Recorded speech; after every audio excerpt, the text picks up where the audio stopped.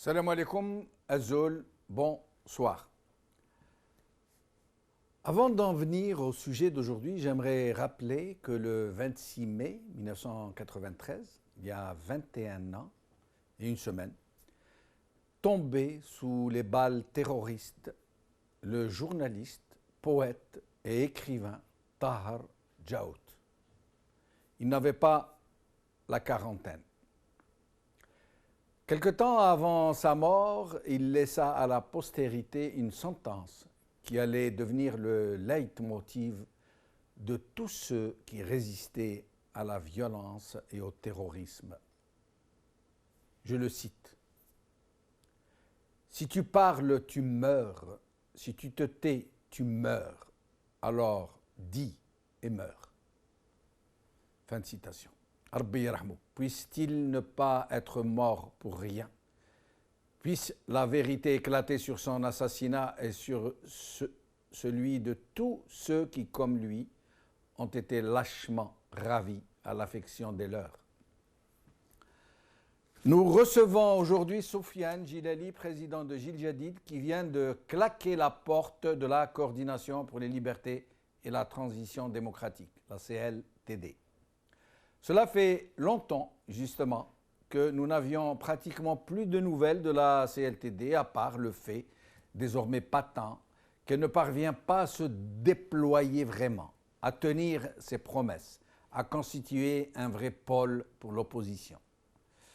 Ce n'est certes pas la bonne volonté qui manquait à ses membres, mais tout le monde semble avoir oublié qu'il fallait compter avec le régime, que celui-ci allait tout faire pour neutraliser l'initiative, qui était pourtant tellement prometteuse. Aujourd'hui, force est de constater que la CLTD ne parvient pas à s'ébranler, à décoller, à constituer une force qui compte. Encore pire, il semble même qu'elle soit agitée par des dissensions, des divergences de perspectives, pour le moins que nous puissions dire.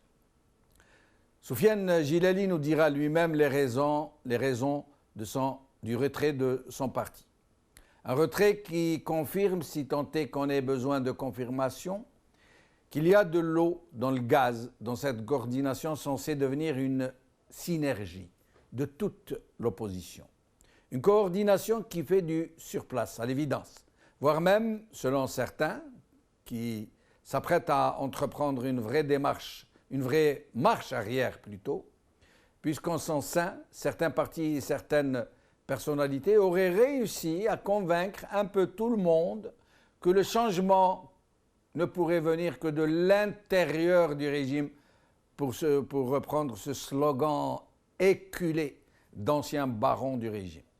En l'occurrence, et pour mettre cette méthode à l'épreuve, une grande partie de ceux qui constituent la CLTD, nous dit-on, voire même un peu tout le monde, nous dit-on, aurait décidé de participer aux prochaines législatives.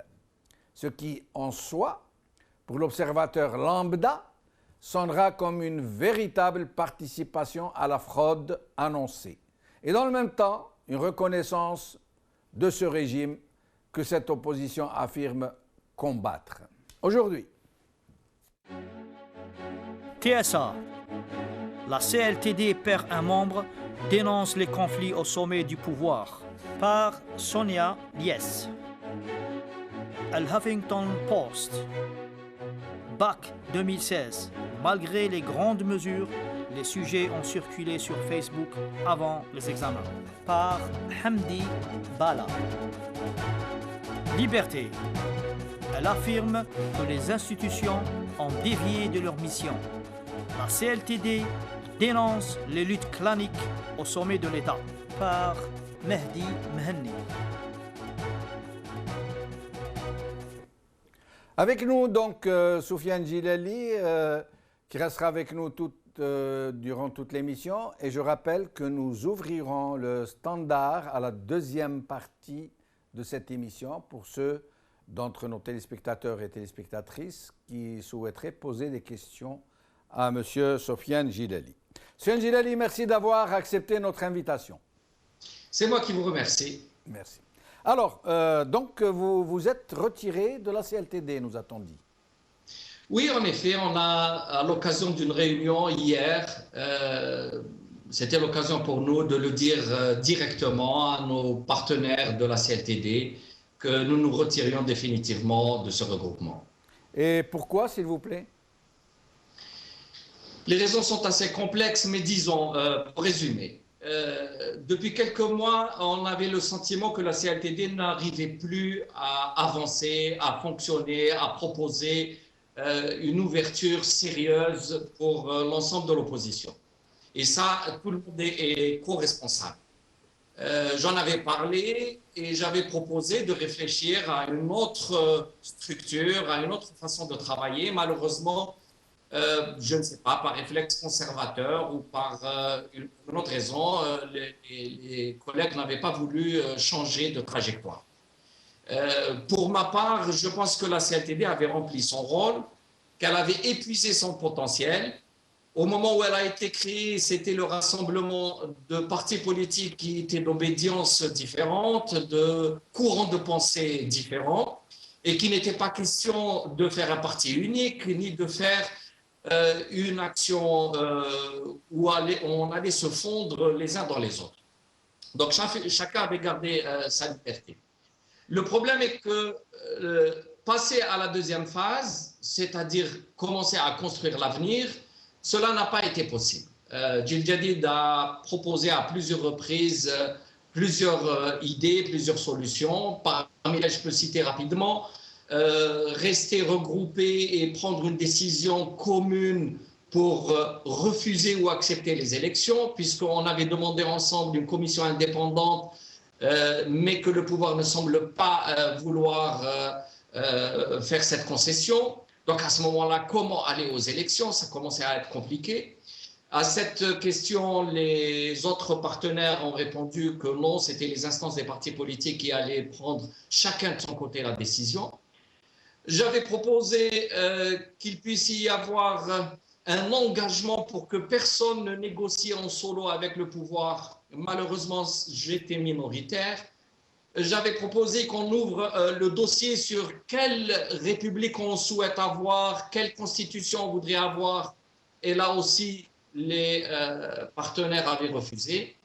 J'avais proposé qu'on prépare un programme commun à proposer comme alternative. Et là aussi, les partenaires ont refusé. Ce qui signifie que la CLT ne devait fonctionner que sur les acquis du passé et continuer à faire des positions de critique du gouvernement. Et dans ces conditions-là, ça ne m'intéressait plus. Jil Jadid n'était plus intéressé. On voulait une véritable action pour changer les choses et pas simplement pour agir comme ça, au goutte à goutte, dans la scène politique. Mais, maintenant, votre problème. Pardon de vous couper. Oui, je vous en prie. Dans la deuxième partie. Je vous en prie. Ces derniers temps, par ailleurs, donc ces derniers temps, certains partenaires commencent à revenir un peu trop, avec trop d'insistance, sur un gouvernement d'union nationale entre les partis d'opposition et bien sûr les partis au pouvoir. Alors là, en ce qui me concerne, c'était la goutte qui a fait déborder le vase. Je sentais que petit à petit, pas à pas, la CLTD allait être engloutie dans une forme de recomposition à l'intérieur du régime actuel. Et de cela, il n'en est absolument pas question. J'ai clairement signifié, Jil Jadid est là pour aider le pouvoir à s'en aller et sûrement pas à participer avec lui à la gestion du pays. Alors, deux questions. D'abord, si, comme vous venez de nous le dire, si la CLTD est pour participer aux prochaines élections législatives, si elle est pour les négociations en solo, comme vous nous le dites, si elle n'adhère pas à un projet structurel, j'allais dire, de société, pour une proposition structurelle de société. Si elle n'est pas pour un programme, pour discuter d'un programme commun pour une alternative, à quoi elle sert donc la CLTD? Eh bien, c'est exactement à cette question que Jil Jadid a répondu en se retirant de la CLTD. On estime qu'on ne peut plus avancer décemment. Bien entendu, Elle pouvait toujours rester là, on peut toujours faire des communiqués ensemble, mais je pense que ça serait une forme d'hypocrisie par rapport à l'opinion publique. Nous, on s'est franchement engagés pour tout faire pour faire changer le régime et non pas pour le servir ou faire semblant ou partager un peu avec lui. Je pense que les autres partenaires ont d'autres idées, peut-être qu'ils ont d'autres convictions, ils ont peut-être d'autres solutions, ce ne sont pas les miennes. Je respecte ce qu'ils font et je pense que je demande en retour le respect pour notre position. Mais ma deuxième question, qui se déclinera elle-même en deux questions. Au sujet de ce gouvernement d'union nationale dont vous nous parlez, qui serait donc une perspective envisagée par la CLTD. Vous pensez vraiment que ce régime accepterait d'offrir des postes à un peu tout le monde dans la CLTD qui ne représentent presque rien comme poids politique? Pourquoi le régime accepterait-il de composer avec la CLTD un gouvernement d'union nationale alors qu'elle ne pèse rien en fait sur la place publique? Je ne sais pas si elle ne pèse rien. La CLTD a tout de même, en 2014, organisé une première rencontre qui, je pense, est historique à Mazafran. Elle a avancé des propositions. Il y a eu la plateforme de Zeralda. Il y a eu beaucoup de positions. Il y a eu également le produit de Mazafran, qui est l'IXO. L'IXO étant l'instance de consultation qui est beaucoup plus large, qui regroupe l'ensemble de l'opposition, qu'il soit parti politique, ou personnalités ou des universitaires. Donc voilà, la CLTD maintenant, je ne dis pas que la CLTD a demandé à aller à un gouvernement d'union nationale, c'est certains membres qui ont défendu cette option et j'ai trouvé qu'ils la défendaient un peu trop fréquemment et avec une haute voix pour que ça risque de faire l'amalgame et que tout le monde soit considéré comme demandeur de poste ministériel. Alors là, pour moi, c'était impossible d'accepter. Est-ce que vous pourriez être plus clair au sujet de ces gens, de ces forces, de ces mouvements, ces personnalités, de ces partis qui sont dans cette démarche? Écoutez, il y a plusieurs présidents de partis qui ont fait des déclarations publiques. Je ne suis pas en train de faire sortir des secrets. Je pense que le président du MSP en particulier l'a dit à plusieurs reprises à la télévision, dans les meetings, et il pense sincèrement que l'issue, la solution est un travail en commun entre les partis de l'opposition et les partis au pouvoir, de manière à stabiliser le pays, à trouver des solutions. Ça, il l'a défendu. Je pense qu'il est en mesure d'en parler lui-même. Je ne veux pas me substituer à lui. Mais d'autres partenaires, ex-partenaires qui étaient à la CLTD, acceptent ce discours et peut-être même le partagent. Je ne le sais pas. En tout cas, en ce qui me concerne, lorsque nous avions fait des propositions, ça a été pratiquement refusé. Et donc, j'ai compris que j'étais de trop dans la CLTD, que je n'allais pas être là pour déranger les autres. Soufiane Jilali, quand tout à l'heure j'ai dit que la CLTD ne pèse rien, c'est mon avis personnel d'abord. Ensuite, en fait, vous dites que non, que vous nuancez un peu mon propos, mais en fait, vous ne croyez pas qu'une dynamique, une coordination de plusieurs partis, de plusieurs personnalités politiques qui n'arrivent pas, je ne sais pas, à imposer la moindre alternative à ce régime au point où on ne peut pas rassembler quelques milliers de gens dans la rue, même dans des situations les plus graves, dans des rendez-vous extrêmement cruciaux. Vous pensez qu'elle pèse vraiment quelque chose? Je crois qu'il y a plusieurs niveaux d'analyse. Sur le champ politique actuellement, il est évident que les partis qui composent la CLTD, mais aussi qui sont à l'IXO, pour ne pas monopoliser l'opposition, ce sont des partis qui peuvent contribuer, qui peuvent avoir des idées, etc. Le problème est que, en groupe, collectivement, nous n'avions pas su proposer une alternative claire et nette à la population.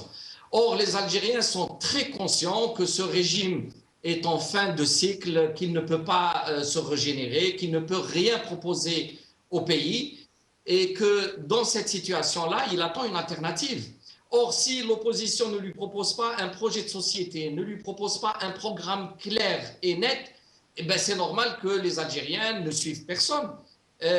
Ils savent le profil de chacun, ils connaissent un peu en gros l'identité de chaque parti, mais ils voulaient un peu plus. C'est ce que nous souhaitions faire, mais malheureusement, nous n'avions pas pu le faire dans le cadre de la CLTD. Mais nous sommes résolument tournés vers l'avenir. Djil Jadid va, dans les tout prochains mois, à la rentrée en tout cas, présenter un projet de société qui sera entre-temps ouvert au débat, à la société civile et à tous ceux qui veulent contribuer à un vrai courant démocratique dans le pays, avec un projet de société concret et un programme gouvernemental qui suivra le projet de société. On y arrive, Soufiane Djilali, mais avant, j'aimerais vous poser une question que vous me répondiez de façon claire. Est-ce qu'à un moment quelconque, depuis qu'elle a été créée, la CLTD a-t-elle réussi à s'imposer comme une véritable force de proposition? Je pense que le démarrage a été très fort. Je vous rappelle simplement qu'en mars 2014, il y avait eu un très grand rassemblement à la salle Hacha et qu'en juin 2014, il y a eu ce rassemblement de tout le Gotha politique en dehors du système. Et ça, personne ne peut le nier. Ensuite, petit à petit, ça s'est épris. Je dis une force de proposition. Ça veut dire une force incontournable que le régime n'a pas d'autre choix que d'écouter, d'en écouter les propositions et de discuter avec elles. C'est ça une force de proposition. On aurait pu l'être. Malheureusement, je crois qu'il a manqué quelque chose. Une motivation, un blocage, une inhibition, quelques calculs politiques. Tout ça est possible sans remettre en cause la bonne foi des uns et des autres. Mais personnellement, et à Djil Jadid, on a tiré la conclusion qu'il était trop compliqué de continuer parce que petit à petit, non seulement on perdait le peu de crédit qu'on avait récupéré, mais que finalement, les Algériens allaient se détourner complètement de l'opposition et se détourner complètement de la politique. Et ce danger-là est évident et on veut l'éviter coûte que coûte. Alors, avant d'ouvrir le standard à nos téléspectateurs, une dernière question. Et maintenant, pour Djil Jadid, que pensez-vous entreprendre de concret, ce que vous venez de nous dire? Est-ce que vous pouvez nous donner quelques détails? Absolument. Tout d'abord, on va ouvrir de très larges consultations avec beaucoup de monde dans la société civile qui sont eux-mêmes intéressés, ils veulent discuter, trouver un cadre. Ça se fera comme sur un même pied d'égalité. Il n'est pas question que Djil Jadid devienne leader de quoi que ce soit, mais il faut ouvrir ce débat. En tout cas, en ce qui nous concerne, nous sommes en train de préparer un projet de société qu'on va mettre à disposition du grand public dès la rentrée sous forme probablement d'un livre édité et on essaiera de mener le débat sur l'avenir du pays. Je crois que la critique du régime maintenant est finie. Le travail a été fait, les gens sont convaincus qu'il faut autre chose, mais ce autre chose tarde à venir. Il faut maintenant le proposer, le rendre public et essayer de le faire porter non seulement par une classe politique, une classe de société civile, mais aussi par la population, ce qui vous explique que le travail que nous menons depuis au moins 2 mois, nous n'avons pas quitté le terrain. D'ailleurs, entre parenthèses, vous citiez Tahar Djaoud.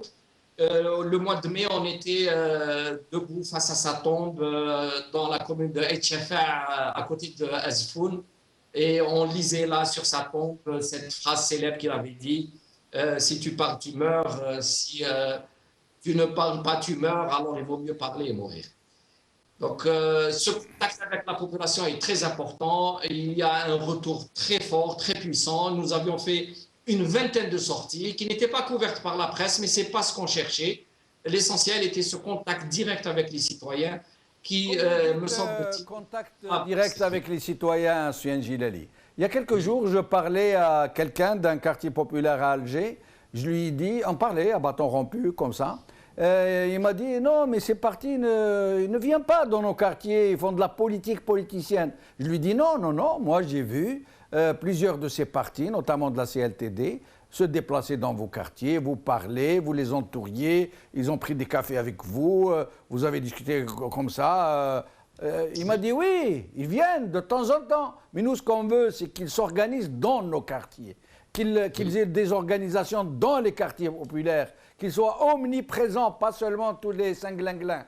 Est-ce le cas pour vous? Est-ce que vous avez réussi à vous organiser au sein des quartiers populaires, des villages, des villes, au sein de là où vivent les gens, les vrais gens?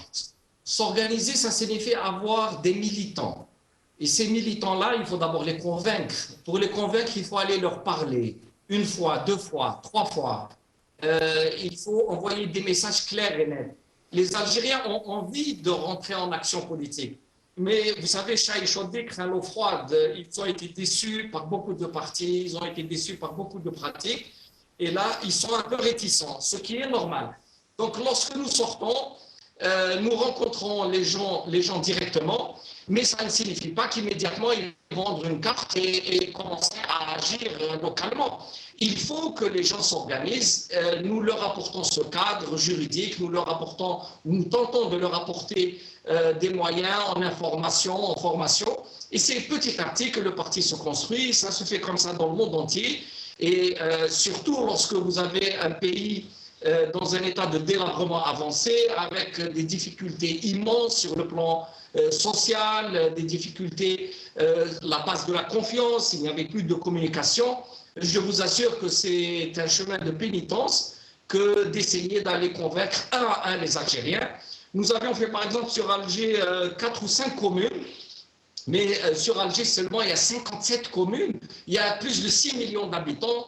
Et croyez-moi que c'est les travaux herculéens que de faire non seulement toutes les communes d'Alger, mais de faire les 48 wilayas. L'Algérie est un continent. Lorsque vous imaginez qu'un pays comme le Liban a la taille d'une seule wilaya, de Bel Abbès par exemple. Donc ce n'est absolument pas simple, surtout lorsque vous êtes un jeune parti qui n'a aucun moyen, 0 dinar de subvention, aucune aide de quiconque. Et donc, vous devez travailler d'arrache-pied en formant un nouveau personnel politique, un nouvel encadrement, affronter les médias, affronter les réunions politiques, se déplacer. Tout cela, je vous assure, c'est énorme, mais nous le faisons avec beaucoup d'espoir, beaucoup d'enthousiasme, parce qu'on sait que c'est ce travail-là qui finira par aboutir et donner des fruits. Alors, Soufiane Djilali, très rapidement, 2 questions avant d'ouvrir le standard. D'abord, la première question, je vous demanderai de répondre en substance et très rapidement parce que ce sont des sujets très complexes. D'abord, que pensez-vous de cette lutte des clans qui est en train de déchirer les uns et les autres?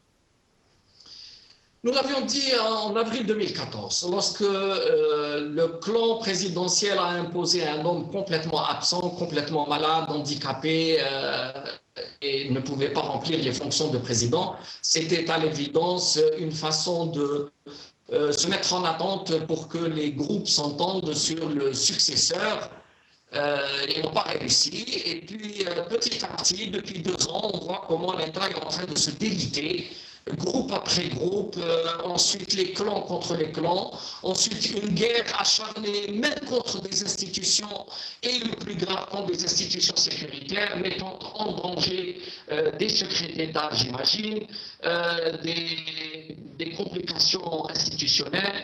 Tout cela n'est que le symptôme d'une dégénérescence et d'un déclin de l'État. C'est une perspective extrêmement grave. C'est le résultat de 17 ans de Bouteflika à la tête du pays, c'est-à-dire arriver à mettre à plat les valeurs du pays, pratiquement tout sentiment patriotique, et mettre toutes les conditions pour une guerre civile. Ça sera le plus grand cadeau qu'offrira M. Bouteflika au pays.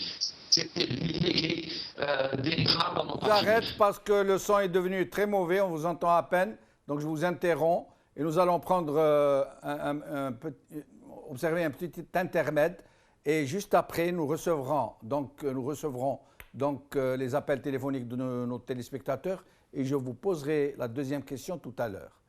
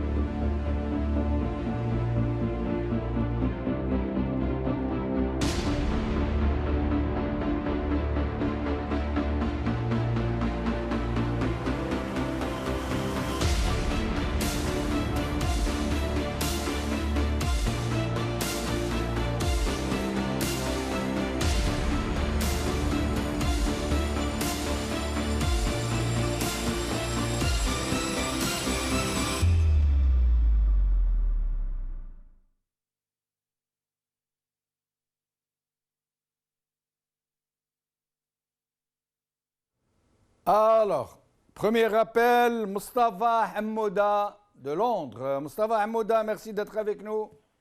Allô. Mustafa, marhaba bik. Alain, bonsoir, c'est Jamal, comment allez-vous? Ça va très très bien, Mustafa. Wanta, wishrak. Alhamdulillah, alhamdulillah. Ben, je salue vos téléspectateurs et votre invité. Et Merci. voilà. Merci. Alors, une question, un commentaire? Oui, une petite question. Franchement, je m'adresse à M. Gilali.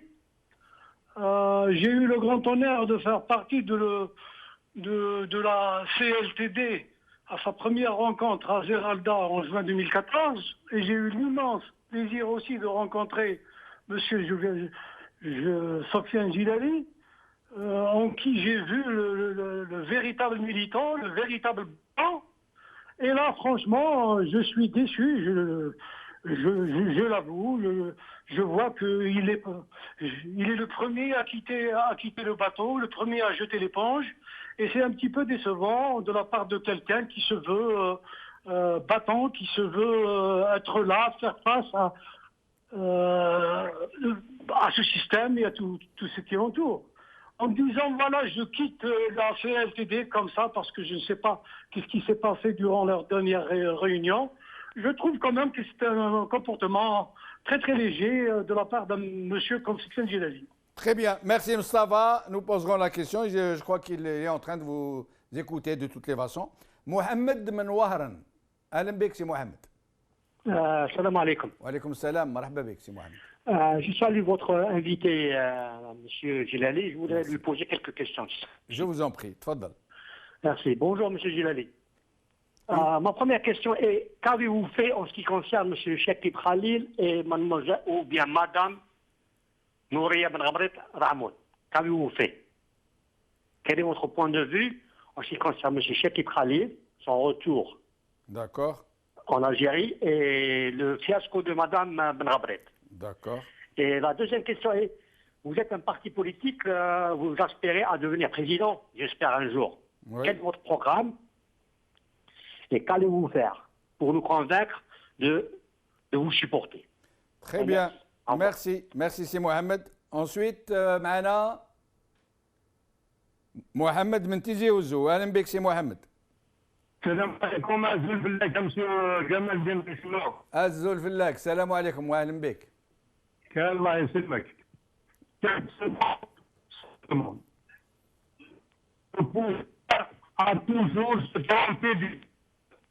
On vous entend très mal. Essayez de rappeler ou laissez votre numéro pour qu'il vous rappelle. Mais on vous entend très mal. Alors, Mohamed de Marseille. الو أهلا بك سي محمد de Marseille. تفضل.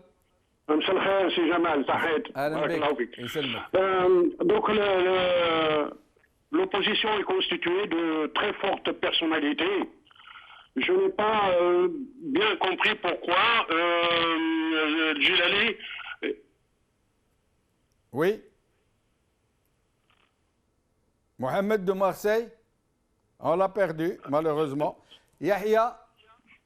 السلام عليكم. Allô. شكون معنا؟ يحيى de France. الو السلام عليكم خويا جمال. وعليكم السلام. اهلا بك خويا يحيى. تفضل. الله يسلمك خويا. En même temps, je passerai un petit bonjour à Jamal Hadas Dil Jadid, Sofiane Havana. C'est une personne que j'estime beaucoup et que j'apprécie davantage. Rien que de l'entendre parler. Et il a assez de bagages pour prétendre être un technocrate. Il s'est retiré parce qu'il n'a rien à voir avec ces gens-là. Même s'il a adhéré quelque temps avec eux, pour moi, l'opposition a dit c'est des pions de l'État. Ils sont au service de l'État. Ils font le jeu du gouvernement, de la haute autorité en Algérie. C'est des pions à l'État. C'est le troisième DRS en Algérie. وهذا خويا جمال انا من عندي هذا الجيل الجديد سي هو وامينه بوراوي هادو هما ليماج دو l'Algérie. Il faut mettre ces technocrates à la gouvernance. C'est eux qu'il faut qu'un jour ils prennent les devants et de dire que stop يعني. Merci Yahya, merci. Je demanderai à Sofiane Gilali de prendre note des questions pour qu'il puisse répondre tout à l'heure. Mohamed d'Alger. Mohamed Bonsoir, c'est Jamal Bessenouf. Bonsoir, c'est Mohamed. أهلا بك. Bon, je ne sais pas, Ben Chenouf, l'ex-commandant de bord de l'aéroport, je ne sais pas où est-ce. C'est mon cousin Abdelouhab. Allah يبارك. Moi, je suis un simple citoyen algérien. Oui. Allô? أنا ما نسمعوا فيك تفضل سي محمد. Normalement, ce que je pourrais dire aux autorités, c'est d'exterminer tous les partis qui existent. Exterminé, vous avez dit? Exterminer, oui, c'est exact. Tous les partis ne servent à rien. Y compris le FLN et le RND? L'Algérien est libre. Oui. Il connaît sa liberté et ses droits. Il est musulman. Il ne cherche pas. Il ne cherche qu'à se nourrir, se vêtir, se lotir. Il n'attend rien d'un parti. Hein? Bon. C'est des partis qui ne servent à rien. Voyez-vous? Oui. Sofiane Djilali a compris. Il a compris, il a quitté parce qu'il est honnête, il a compris qu'il ne veut plus mentir aux Algériens. Très bien. Merci, Voilà. c'est Mohamed. Merci beaucoup. Nasser de Nice. Nasser de Nice. Oui. Je vous en prie, c'est Nasser, تفضل. Il y a quelqu'un qui parle. On vous écoute, c'est Nasser. Vous êtes en direct. C'est juste pour. Parce qu'il y a à peu près une quinzaine de jours, j'avais entendu M. Benchenouf et parler du Saadani. Et il disait comme quoi une Nisgou qui dirait. Et ça m'a choqué cette expression. Qu'est-ce qu'il disait? Qu'est-ce que je disais? Rappelez-moi. Saadani, c'est-à-dire Bouchenouf, M. Bouchenouf, il a répété que M. Saadani, il a traité certains opposants de Nisgou Kilfiren. Voilà. Moi, j'aimerais bien lui dire à M. Saadani, s'il nous écoute, qu'il fasse très attention à ce qu'il dit. Parce que le Gaddafi aussi, il a traité son peuple de Gérène et regardez comment il a fini. C'est une leçon commerciale, c'est une leçon de morale. Très bien, je vous remercie. Et j'ai voulu dire aussi à M. Sofiane Djilali. Je ne me rappelle plus comment Sofiane il Djilali. s'appelle. Sofiane. Oui. Là, franchement, je suis personnellement, on fait des livres, il est libre de faire ce qu'il veut, mais il m'a déçu, vraiment. D'accord. Voilà. Très bien. Il m'a déçu. Ah ouais, C'était le seul homme que j'écoutais, ses discours, il me plaisait, mais là, franchement, jeter l'éponge comme ça, c'est pas normal. Et c'est la mafia qui est au pouvoir qui doit se frotter les mains. Voilà. Ils vont Très bien, merci Nasser. Makhlouf Tizi Ouzou. Bonsoir, M. Jamal, bonsoir à votre invité. Bonjour, c'est Pour le sujet d'aujourd'hui, moi, en tant qu'ex-militant d'un parti d'opposition véritable, je dis bien un parti historique, je dirais à Djilali Sofiane qu'il n'est jamais trop tard. Donc vous aviez sauvé, il vient de sauver, c'est-à-dire la carrière, il vient de sauver un peu ses engagements. C'est quelqu'un que j'avais connu en 92, les années 90-91 dans le RPA. Je lui dirais bien, moi qui avais toujours, je n'étais jamais été tendre avec cette chaîne LTD, d'ailleurs même à travers votre émission, on était ensemble avec M. Djilali. J'ai toujours dit que cette chaîne LTD est un nid de guêpe. C'est un gouvernement de réserve qui apparaîtra au moment opportun, parce que c'est des gens qui les servir, c'est-à-dire les hommes de l'ombre. Maintenant, je lui dirais bien que vous aviez sauvé votre face, votre carrière, et je lui dirais aussi bon courage, reprends contact avec la population, reprends contact avec la société civile, l'Algérie ira vers le moderne avec des gens éduqués, avec des gens propres. Wassalamu alaikum. Wa alaikum assalam, barakallahu fik. Ali Mbariz. Mes respects du soir, M. Benchenouf, ainsi qu'à vos invités. Merci beaucoup, c'est Ali. Tfadal, je vous en prie. Moi, ce que je voulais dire, c'est que cette opposition, pour moi, c'est du folklore. Parce que chacun veut tirer la couverture vers lui, chacun cherche ils ont une appétit féroce, chacun cherche le fauteuil. Moi, de toute cette opposition, le seul qui m'inspire confiance et qui est très compétent, c'est M. Rachid Nekaz. c'est le seul pour qui je voterai. Mais les autres, c'est tous à mettre à la poubelle. Assalamu alaikum. وعليكم السلام بارك الله فيك. أحمد من خنشلة. نعم مساء الخير. مساء الخير سي أحمد، أهلا بك. سي جمال. نعم تفضل سي أحمد، أهلا بك. إذا كنت بغيت نشارك في هذا الحوار هذا من فضلك. تفضل سي أحمد، أنا نسمع فيك. بغيت نقترح برك نتكلم مع جمال. أك معايا أخويا أحمد، تفضل. اسمع. نعم. نقول انا نطلب الشيء اللي نطلب المغاربيه حضروا ان كونغري ناسيونال اترافير لا كيستيون كي se pose l'Algérie, rassembler les gens et discuter sur le sujet officiel de l'Algérie parce que l'Algérie actuellement a besoin de ses enfants. Oui. كمل تفضل on vous écoute poursuivez. قلت استمعوا ديروا مؤتمر يجمل الجزائريين في الخارج في الداخل وتحاوروا مع بعضكم تلقاوا الحل للبلاد. السلام عليكم. عليكم السلام ورحمة الله. معنا أحمد من منين؟ باري. أحمد من باريس. ألو أهلا بك سي أحمد، تفضل. السلام عليكم. وعليكم السلام ورحمة الله. Voilà, moi ce que je voulais dire, c'est que... Je vous en prie, allez-y, on vous écoute. C'est que pour moi, hein, personnellement, c'est mon avis personnel, c'est que le seul parti d'opposition en Algérie pour le moment, c'est le FFS, pour moi. Hein. Après, bien sûr, il y a des gens qui sont de bonne foi, je ne dis pas le contraire, mais ce que je demande à monsieur Djilali, c'est que quand vous regardez le fond, l'histoire de ce parti, pour le moment, c'est le seul parti qui a raison. C'est le seul parti où tout ce qu'il a proposé, tout ce qu'il a fait, c'est toujours d'actualité. C'est toujours d'actualité. Eh ben, c'est très bien. On vous remercie, Ahmed Mbariz. Salah d'Alger. السلام عليكم ورحمة الله. لا جمال. وعليكم السلام خويا صالح، تفضل.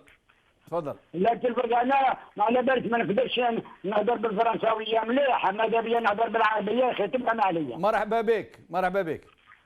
الله يسلمك. نجيب باللغه الاسلاميه ليك الرجال السوداني بصح نطلب منه ان شاء الله يتسع صدره يسمع مني واش يقول له عمو صالح نطرح عليه اسئله باحترام. اولا نقول له شكون منكم اللي كان يحوس على الزعامه في التنسيقيه؟ اهضروا لنا بصراحه شكون اللي كان باغي الزعامه وشكون اللي راه كان يضرب على البلاد وعلى العباد. هذه واحده. ثانيه نقول لهم واش رايو في الجبهه الاسلاميه للانقاذ؟ بالنسبه لنا احنا مانيش نكتب الجبهه ولكن هذا واقع. بالنسبه لنا احنا الجبهه موجوده في وسط الشعب رغم ان الطلمه نحت دارت 10 سنين ونحت الأجرمة بصح الجبهة موجودة. نعطي رايو واش راح يخمم في الجبهة لأن الحكمة الطبية قلت لي لما العبيد على راسين احنا لما نروحوا في المرض للعرق ما نسيوش. هذه زوج حوايج ما دابا يجاوبني عليهم. لما تقول جبهة وش من جبهة تتكلم عليها؟ صالح راح. رابح من فرنسا. رابح دو فرانس. وي السلام عليكم جمال بن شنوف. وعليكم السلام سي رابح، تفضل خويا. انا جيست حبيت دون مون بوين دو فيو على على سفيان جيلالي كونت سي روتيري دو لا سي ال تي دي. وي انا جو لوي دون اونتيرمون تسمى كيما نقول لك يعني الحق. جو لوي دون الحق باسكو علاش؟ باسكو تو سامبلومون سي ان تيب très propre. Je le connaissais à l'époque, dans les années 90, quand j'étais à Alger. Maintenant, pour ce qui concerne directement la CLTD, moi, je peux dire que c'est une commission qui est infestée de crocodiles staliniens, de loups capitalistes. Parce qu'il aurait facile et loisible d'échafauder des lois, des théories alambiquées, et de tracer les plans sur la comète. هذا ما كان. بارك الله فيك سي رابح، بارك الله فيك. عمار دو باريس. Ammar Mbariz. Est-ce que Ammar est avec nous? Oui. Soumia Menstif. Soumia Menstif. Est-ce que Soumia Menstif est avec nous? Rahat. Oui. Alors.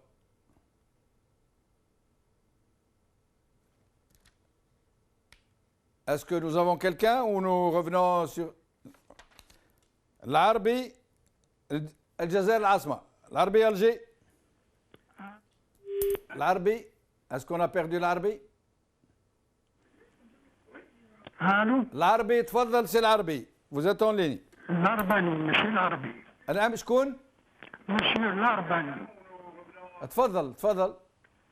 Alors, je voudrais participer et changer l'Algérie, hein, parce que l'Algérie, on l'a pas amené avec le tambour et l'État. Hein? Oui, oui, oui, allez-y. Je voudrais changer l'Algérie. D'accord. Changer des gens, parce qu'il y a beaucoup de qui passent. Alors, je serais très content de donner mon avis. Et en plus de ça, je suis Moujahid, fils de Shahid, et je n'admets pas que n'importe qui نشب يحكم الجزائر. فهمتي؟ نعم.